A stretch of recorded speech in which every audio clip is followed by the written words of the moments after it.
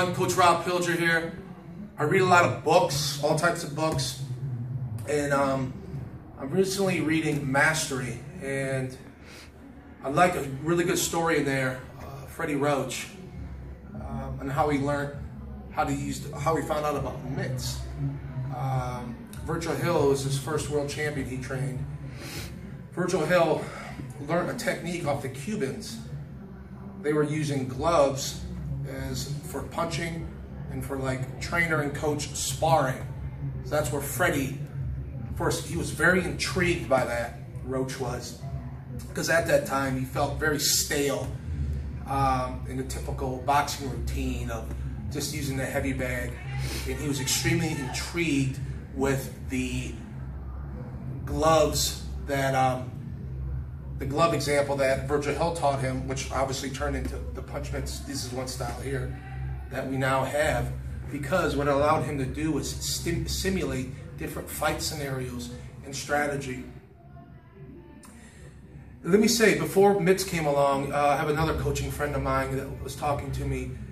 He made a great point. Emmanuel Stewart, the late great Emmanuel Stewart, he even said, years ago, there was no such thing. Obviously, Virgil Hill got it from the Cubans, the punch mitts.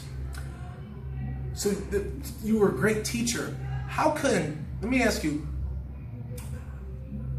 Ray Arcel, one of the greatest trainers ever, one of my idols, Freddie Roach, was cornered by him and A. Futch at the same time. Even said, great teacher. Trained two of the greatest lightweight champions ever. Arguably one or two, it's a toss-up.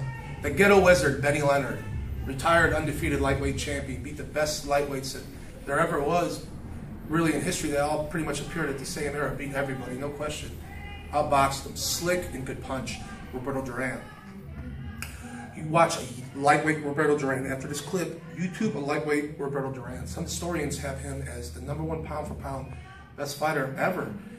If there was such thing as a complete fighter next to Ray Robinson, it was a young Roberto Duran who was slick yet equally vicious. It could punch, who could rip right through you, and who had that nasty attitude. Backed by that, he was slick defensively. He could do it all: weaves, pivot, everything Floyd could do. This guy did it on another level, and this wasn't a shoulder roll, which is a piece of defense, but he combined a lot of pieces of defense. My point in saying this is, he was trained by Ray Arcel, who had no pity-pat mitt routine. This is why I have an issue, and a lot of purists do, teachers do, with this. I talked to a trainer from a commercial gym here who came in and told me about this mythology course. And to rub some people wrong, I obviously don't give a shit. And I ask you, how can you back such goddamn bullshit up? If you do something like this in bits, I can understand that and still teach solid fundamentals and just use this. That's one thing. But I see some trainers who use this and think that they are doing something with it, making somebody faster.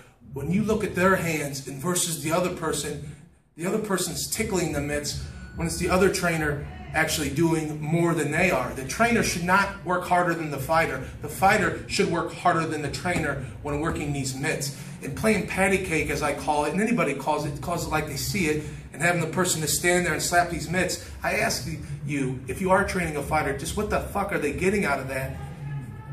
You're teaching them to tickle a fighter. I posted a video clip of Gennady Golovkin hitting this bag that's on its way here. It's a rubber ball full of fluid, and how he is grooving that punch.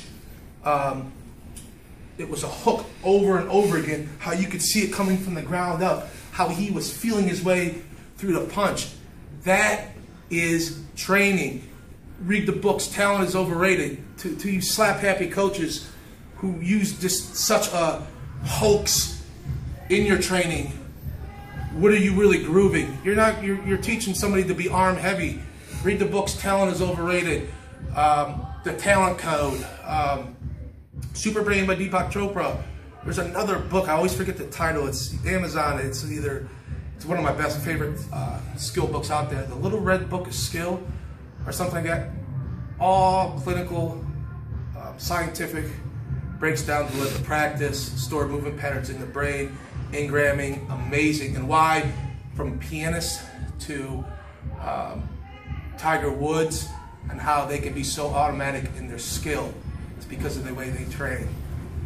And going back to Freddie Roach, that's what he used these mitts for, was to create certain scenarios and training that would carry over to the ring.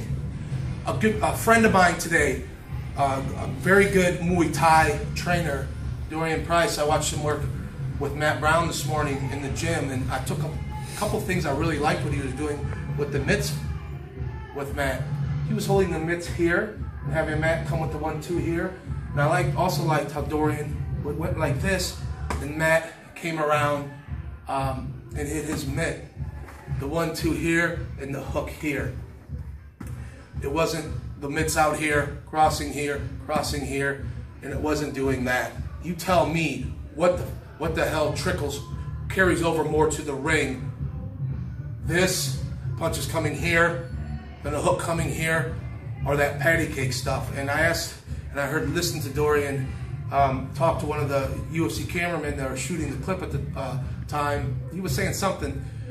They were talking about something, and Dorian says they just come up with stuff as they go along in their training. Now, it's not stuff, it's what works. Different scenarios. Because Matt is obviously in the cage, he's a real fighter. So the stuff that they use, they come up with, that they can see that can help them in certain situations in a fight. That's my point. So for you people out there, you can say, Rob, you're a real dick, you know, you're a real fucking asshole. Why do you always make fun of people who play patty cake with the mitts? Because I ask you guys, what are you doing? What are you doing with this? What is the purpose? If you say somebody has hand speed, post them hitting the speed bag, a real small peanut bag. Put them on a double M bag. Put them on a real small peanut double M bag. That is real hand speed. That is hand-eye coordination. Because guess what? You're not the one doing all the work. They are the ones doing all the work. So I was really intrigued reading that last night with Freddie Roach, and how really that's how he started using mitts, and that's why he's such a great strategist. And I had the pleasure of watching him train in his private gym 3 months ago, working with a gold medalist, former world champion, in the last Olympian, what was it, 2012? U.S. Olympian. And he's a teacher, very basic. Somebody says in one of my videos, you know, Rob, you talk a lot about the same principles or the same things. Where's the advance to this? Certainly I didn't reply to such an ignorant statement. Why does Bernard Hopkins, why was he able to fight to such a long age and long time in his career? Because he worked on the little things, deliberate practice. Talent Code talks about deliberate practice. Well, all the great pros do. Deliberate practice, the little things. The basics win fights. People, it's so fucked up nowadays. It's gone to the point where somebody that doesn't really know boxing, understand the science of it, can look at shit like this and think that's advanced. That's smoke and mirrors. That's a hoax. And to be fair to I criticize Floyd Mayweather a lot by the opponents he chooses, but the man's obviously a very skilled fighter. But to be fair, who have they produced out in that Mayweather camp besides Floyd? Who have they produced with such a mitt routine, where you got other trainers who don't understand why they use it for Floyd, who are copying for it, and training fighters like that, and training fighters to use a fucking shoulder roll. You look at any kid nowadays, they want to do this, and they fail to understand this is a different rant, but that's just one piece of defense. Jersey Joe Walcott, Ezra Charles, all those guys use that in conjunction with rolling, weaving, slipping, all of that. So just keep in mind, use the mitts for the right reason. These are a tool. They are a great tool when used properly. They cleanup technique when they're used properly. You can teach offense to flow off of defense as it should properly. And you can work on different scenarios for an upcoming opponent that you can, a strategy, a fight plan that you can use to capitalize on some of their weaknesses with these when used properly. But, and I'll end it with this, if you want to blow smoke up somebody's ass and make them feel better than they actually are, and make yourself look like a court jester, or just to make people feel good. Perhaps that's what that mythology is.